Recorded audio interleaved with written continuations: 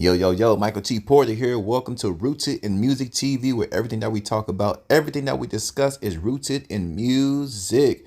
I got another bomb episode for y'all, but before I begin, y'all hit that like button, that share button, that subscribe button. Pass me around, pass me around. Facebook, Instagram, and all other social media platforms, and y'all know how I feel about my chizzing. If you guys like to support the channel, Cash App, $ Michael US. Also, check out my website, 250gemstones.com.co. Oh, Hassan Cambell.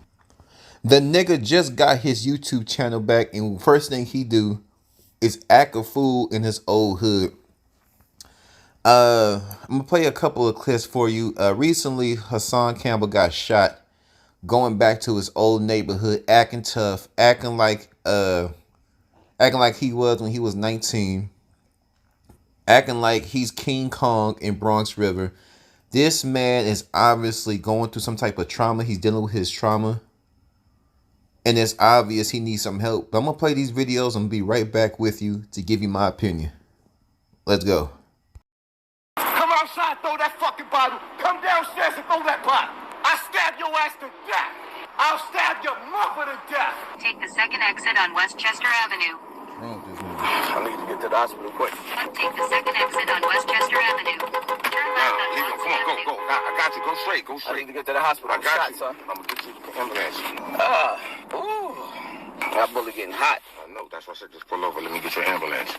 Actually see a banana or an orange grow out of your garden in your yard. You want to grow a strawberry? In New York, we grow apples and pears. You want to do that? I want better for my people. The projects is the slums. Look at the mentality. And you know what? I played myself going back. But I thought that was home. I thought there was somebody out there that still loved me. That's what my mother raised me. Damn, this dude is out of touch. You know how many people have left and came into the project buildings? Like, there's probably still some people there, but it's obvious that this man may be lost. I don't know. But it seems like he's lost in whatever those experiences he had during the child or when he was a young man with African bombarded. It still messes up with his mind. I think he's still battling some demons. That's what Africa Bambaataa destroyed me.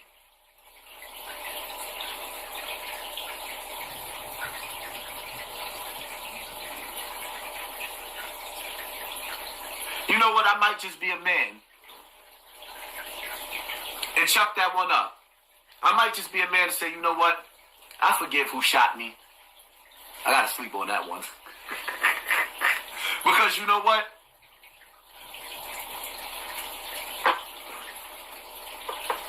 Bronx River's a chapter in my life that ain't never been good to me.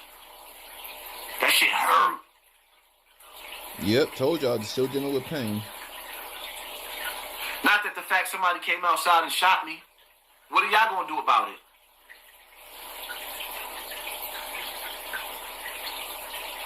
The people that love me in Bronx River, that's still in Bronx River, y'all got nothing to say about that?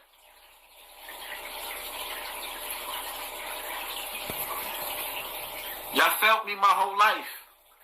This is the final chapter with me in Bronx River now. Damn, somebody shot him while on camera. Like, I don't know what this man did back in the day. I don't know if he hurt somebody back in the day. I don't know. Trouble just follows this man, especially when he goes back to that Bronx. Just leave it alone, bro. Leave it alone. You got your booty rubbed on. Dudes shooting at you. Like, now it's starting to click. He's going to express it. I think he's going to express, like, you need to leave that behind. You in a whole new chapter in your life, bro. Not one person from Bronx River, even to this point right here. I mean, y'all talking to that bitch-ass nigga Mac Main that just won't leave me alone. He won't go away. He can't find nothing else to talk about but Hassan Cambell. So y'all not going to go on his platform and say, you know what, he's right. Ben was foul.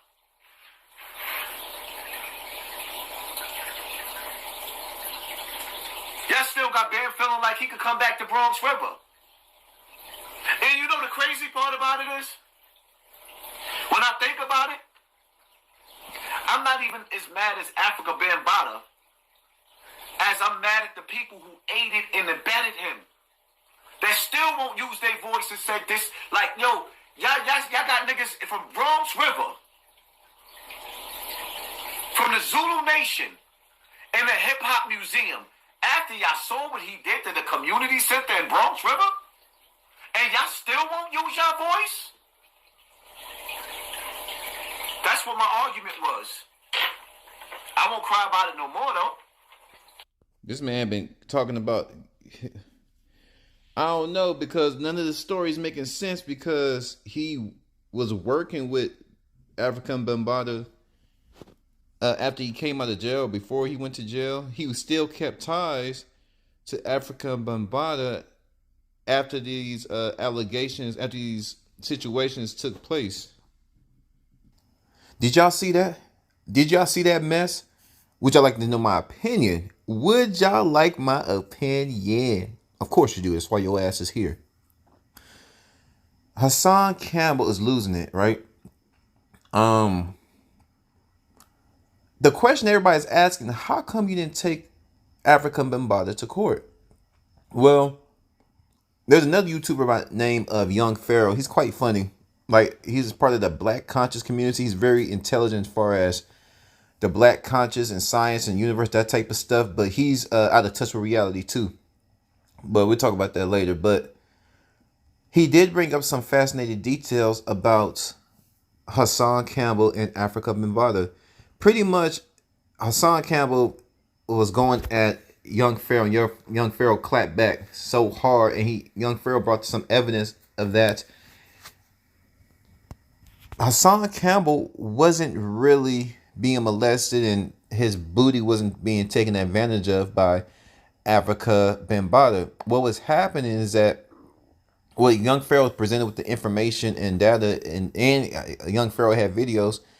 They were in a relationship, and I think based off what Young Pharaoh has presented to the public, is that Hassan Cambell liked it for a long time, and I guess when the spirit that I'm trying to be YouTube friendly, the homosexual spirit, when he got over that spirit and he tapped into his manlyhood, he's a grown man, he actually realized what he has done, what was going on in his life. He's feeling guilt and he's feeling shame, because Young Pharaoh said that Hassan Cambell willingly went back to African Bambaataa's house. Now, I can't say, I don't know how young, because they said Hassan Cambell was almost a man when this happened. He wasn't a little boy.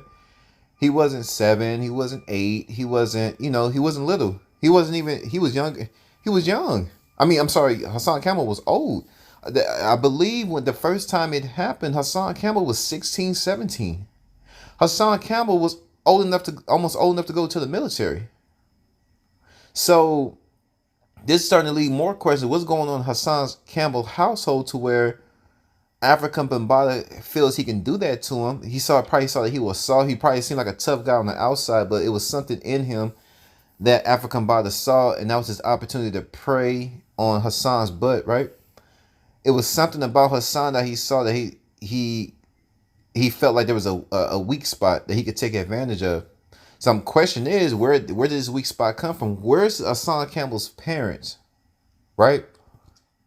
So when this happened, did he go to the parents? There's a lot of stuff that's not adding up about this Hassan African Bambaataa story.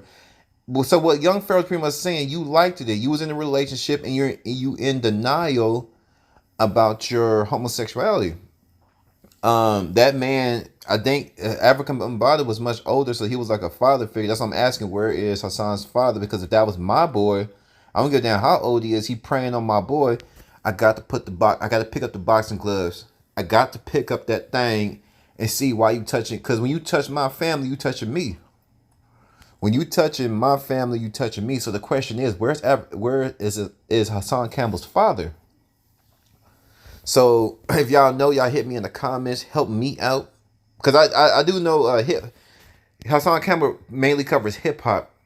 He covers conspiracies and the music industry as a whole, but primarily hip hop and what's going on with the government and stuff like that. So government conspiracies, music industry, he pretty much touches on that in hip hop. So, like I said, where is Hassan Campbell's father, and then where's his mother? If he ran to his mother, if Hassan Campbell didn't have the courage, where is his uncles and his mother and his grandfather? Like, this guy did something to me. Why didn't the family press charges or get the ball rolling to get Africa Bambaata's ass in jail? Something's not making sense to me. The reason why I keep saying that because he keeps going around from city to city, hopping on this podcast, talking about this man did this. And here's the thing. You're 17, 18. You're strong enough to fight somebody off. This is one man. And then he said there was a bunch of guys, African Bambaataa, he brought him over. Well, Hassan Campbell willingly went to this man's house. And when we went to the house, African Bambaataa put on a freak movie. He puts on the freak movie, but it wasn't just Hassan Campbell. It was two other boys. It was just number of boys in there. He's putting on a freak movie. But you're 17. You have the a little bit of confidence to know, hey, what you doing, bro? Oh, no, I got to go. Or at least if you're not confrontational, like remove yourself from the situation. And then he said after you put the freak movie on, African Bambaataa rubbed his genitalia on his thigh. Something's not making sense. He did not rub it on his thigh. African, by the way, how traumatic he's acting, Hassan Campbell, how sporadic he's acting. Yeah, African Bambaataa went up in his butt, right? Tore his ass up. But like Young Pharaoh said, you kept going back to his house willingly. If this man is such as this and he's such that, why do you keep going back to the house? And then Young Pharaoh said that Hassan Campbell was receiving commissary, receiving money on his books by African Bambaataa. Africa Bambaataa was putting money on Hassan Campbell's books when Hassan Campbell went to jail, buying him weed, putting money on his book. He said he even bought him a dog when he came out. Or Hassan Campbell had a little puppy and African Bambaataa was taking care of his little puppy. Then he said African Bambaataa was his bodyguard. He hired African Bambaataa got Hassan Campbell a job as a bodyguard when he came out of jail. So a lot of this stuff ain't making sense. If this man's what you say he is, you shouldn't be nowhere near him. He should be in jail. But back to this online, I'm so sick of grown men yelling at these goddamn phones. I don't know about y'all, how y'all feel about it. I am sick of grown ass niggas hopping on this phone acting like buffoons. Yelling at the camera. Gotta be heard.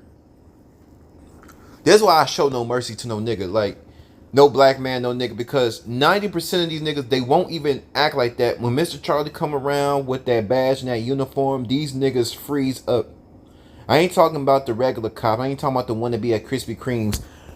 I ain't the one that be at Panda Express loading up on ragoons. Them little ragoons are so good. That cream cheese and they fry it in that little tortilla. Lord have mercy. That orange chicken. I ain't talking about that when I be sneaking off to Taco Bell, loading up on bean burritos and Mexican pizzas. I ain't talking about them. I'm talking about the ones that are fit. I'm talking about them 6'5", 6'6", 6'7", tall white, corn-fed white boys. They come around ready to put boots in the nigga ass. Them niggas know what I'm talking about. You niggas know what I'm talking about. When they come around, where's that tough guy? Because they quick to, they see a black man doing okay. They see a black man getting some shine, getting some bling, getting some girls. He'll automatically hate on your ass, call you a house nigga because you're not getting money in the streets. You getting money a different way. And he feels like he has to risk his life every time he gets money. But because you ain't risking your life to get money every transaction, you a house nigga. Oh, you got to clock in on the clock, oh house nigga. If you talk with a certain etiquette, you a house nigga. See, I'm not light skinned, but I'm fair skinned. I got red hair and freckles, so I already stand out, and I'm tall, right? And I'm a lot more intelligent than most niggas growing up, like the most of them around me, right?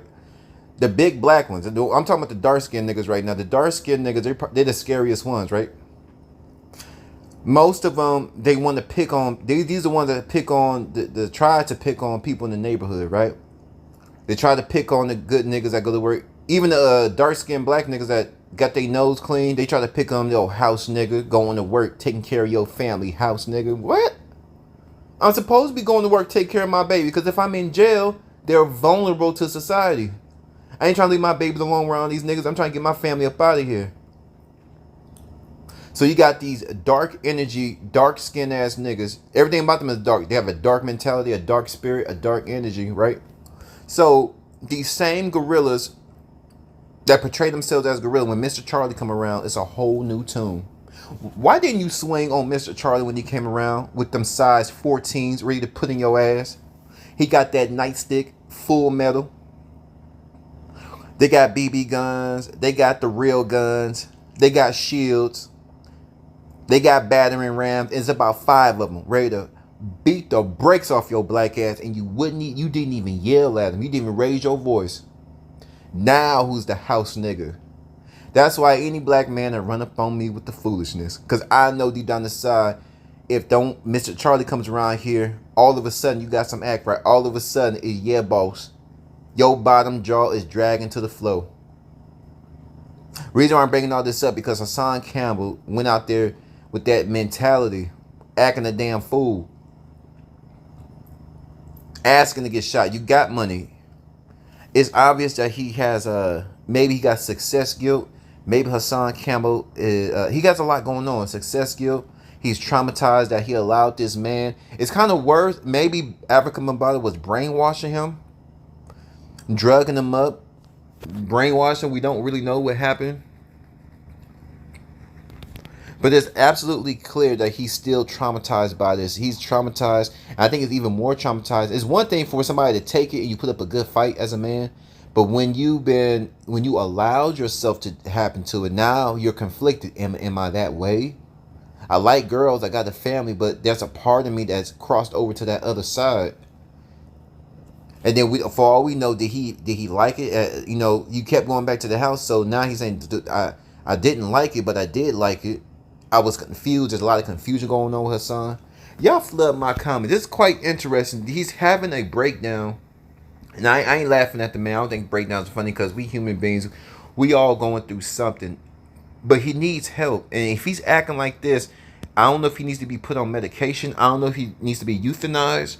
I don't know if he needs to be on a 24-hour watch. Y'all flood my comments. What you think is the next steps that needs to be taken to get Hassan Cambell back on track? 250 Rooted in the Music TV. I'm gone.